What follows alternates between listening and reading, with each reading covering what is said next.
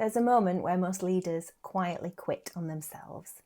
Not dramatically, no announcement, no decision they could point to, just a slow season that goes on long enough that they start to believe it means something that it doesn't. I want to talk about what happens when the terrain changes.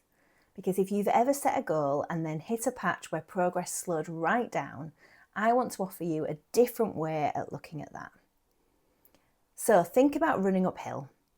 When the gradient changes from flat to an incline, you don't keep the same pace, you keep the same effort. Your pace drops, your legs work harder, and yet you're still moving forward. You just look different doing it.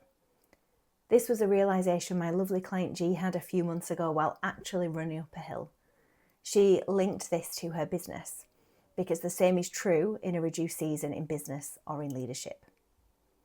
A period where output is lower, where things feel harder, where you're doing the same amount of work, putting in the same amount of effort and getting what looks like less back. You are not failing, you just are adjusting to the terrain. The leaders I see who quit on themselves tend to do it in these moments, not because they've genuinely run out of road, but because they're measuring pace instead of effort.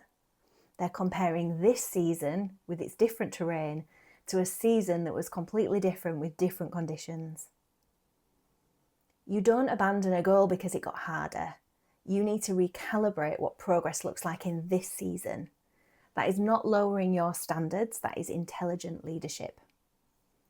The leaders who last are not the ones who never slow down. They're the ones who know the difference between a reduced season and a finished one. If that is a distinction you're sitting with right now, there is a link in my bio. Book a diagnostic call, 30 minutes, no pressure, just a proper conversation about where the terrain is at for you at the moment and what changes you need to